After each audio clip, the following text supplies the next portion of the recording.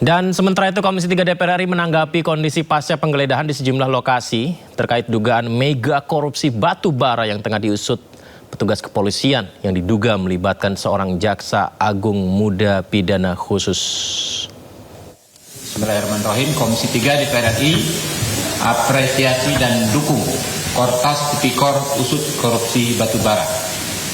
Komisi 3 DPR RI memberikan apresiasi dan sekaligus mendukung Kortas Tipikor Mabes Polri yang melakukan penegakan hukum pemberantasan korupsi dalam kasus korupsi batu bara.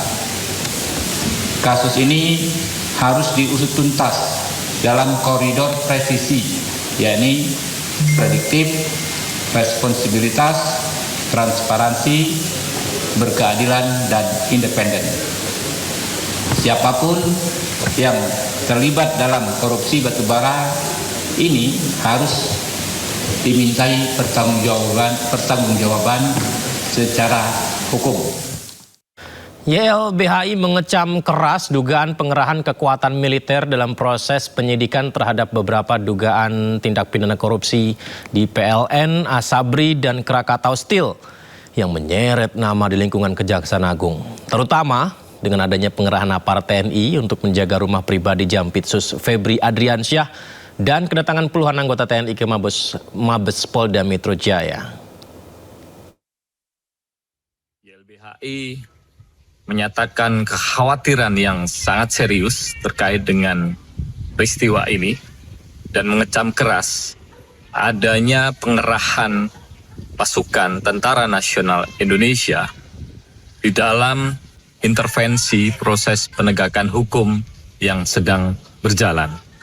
Kami melihat bahwa ini adalah tindakan yang inkonstitusional, bertentangan dengan mandat Tentara Nasional Indonesia sebagai alat pertahanan dan bukan menjadi alat pengamanan. Dan ini semua menurut YLBHI tidak lepas dari adanya peraturan presiden terkait dengan penjagaan negara terhadap jaksa yang membuka jalan bagi pelibatan Tentara Nasional Indonesia dalam pengamanan yang itu tidak sesuai dengan mandat TNI sebagai alat pertahanan. Oleh karena itu, YLBHI mendesak kepada Presiden Republik Indonesia Prabowo Subianto bertanggung jawab terhadap kekacauan hukum yang terjadi hari ini. Sekali lagi, Tentara Nasional Indonesia semestinya tidak dilibatkan dalam urusan keamanan, apalagi dalam program-program pemerintah yang itu membuka jalan pada kembalinya duifungsi ABRI, bahkan hari ini adalah multifungsi ABRI. Baik pemirsa, semoga semua terungkap dengan baik ya. Dan kita ke informasi lain. Ini ada informasi terkini juga yang mengagetkan di mana kaca kantor BGN, Badan Gizi Nasional, ditemukan pecah di Kebon Sirih, Menteng, Jakarta Pusat hari ini. Akibatnya aparat kepolisian langsung mendatangi lokasi.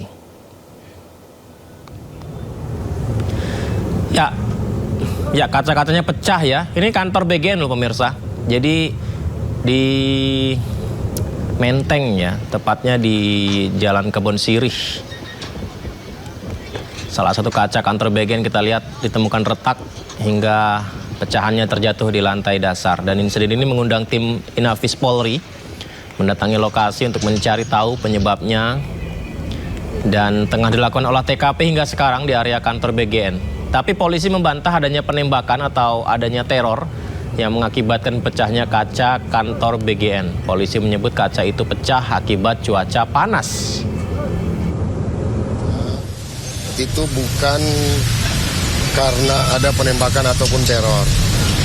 Jadi dari hasil pengecekan yang dilakukan oleh pengelola gedung bahwa terjadi pemuaian dari bidang kaca tersebut sehingga mengakibatkan kaca pecah. dan akan segera dilakukan penggantian pada besok hari. Terkait kaca gedung yang pecah, itu kita memang gedung kita terjadi kaca pecah itu 1 sampai 2 tahun itu pasti ada kaca gedung, salah satu kaca yang pecah. Jadi mungkin karena faktor pemuaian, udara di luar panas dan di dalam itu dingin, jadi memuai udah pecah. Roy Suryo dan Dr. Tifa mengaku mendapat ancaman pembunuhan menjelang persidangan terkait polemik ijazah Joko Widodo. Jadi Roy dan Tifa juga mengaku mendapat berbagai bentuk intimidasi kepada mereka. Kalau saya bilang borgol aja yang semua polisi saya bilang memang benar.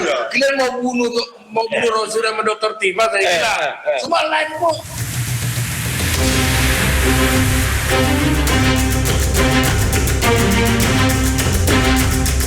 Dalam sebuah podcast atau siaran yang diunggah tim kuasa hukumnya Refli Harun, Roy Suryo mengungkap ada ancaman pembunuhan terhadap dirinya dan Dr. Tifa. Ancaman pembunuhan diungkap Roy Suryo terjadi di luar rumah sakit usai dirinya menjalani pemeriksaan kesehatan pasca penangkapan. Menurut Roy dan Tifa, ancaman yang muncul tidak membuat mereka gentar karena seluruh aktivitas terdokumentasi melalui siaran langsung. Roy dan Tifa juga menilai ancaman dan intimidasi menunjukkan ada pihak-pihak yang khawatir menghadapi proses pembuktian di pengadilan. Akan sidang itu, sidang kita betul. Kalau kami kan siap, bismillah, kita siap, udah persiapkan segala macam ilmu hukumnya kita siap dengan lawyer kita. Kemudian kita juga sudah rapat, kita sudah simulasi. Jadi kita siap. Yang nggak siap itu bikin kayak gini nih, bikin teror, bikin intimidasi, segala macam cara mereka lakukan. Yang mereka katakan itu padahal kita bukan aib, itu kan sesuatu yang biasa aja. Itu yang terjadi, itu biasa. Siapa orang punya kan? Ada tuh yang teriak-teriak di luar rumah sakit. Berani banget. Emang berani saya karena benar. Katanya mereka juga berani ngapa-ngapain. Orang saya bilang borgol aja yang semua polisi saya bilang memang benar. Kalian mau bunuh Roy Suryo sama Dr. Tifa saya bilang. Semua lain kok.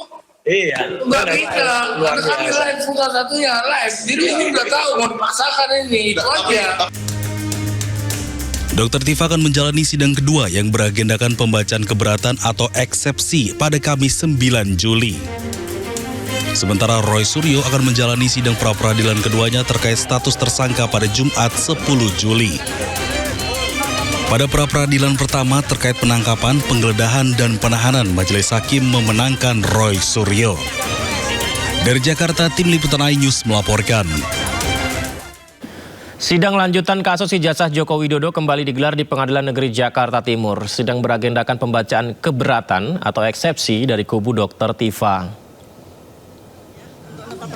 Ya, sidang dimulai sekitar pukul 9 waktu Indonesia Barat.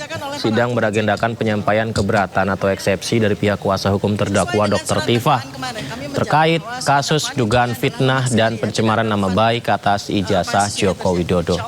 Dalam eksepsinya, kuasa hukum Dr. Tifa menyatakan dakwaan yang dibacakan jaksa pada sidang sebelumnya tidak berdasar. Kuasa hukum Tifa menilai harusnya jaksa menuntut terdakwa berdasarkan alasan yang jelas. Usai menang sebagian gugatan pra-peradilan, Roy Suryo bersiap untuk sidang gugatan pra-peradilan jilid 2 yang akan digelar pada hari Jumat besok. Roy Suryo kini pemirsa juga mengincar pembatalan status tersangkanya di pra-peradilan kedua. Pra-peradilan terbaru ini akan menjadi upaya hukum yang ditempuh terkait sah atau tidaknya penetapan tersangka. Penetapan tersangka menggunakan pasal 32 Undang-Undang ITE yang dinilai Roy dan tim kuasa hukum tidak sesuai. Selain gugatan pra-peradilan kedua, Roy Suryo juga telah mengajukan gugatan perbuatan melawan hukum ke Pengadilan Negeri Jakarta Utara.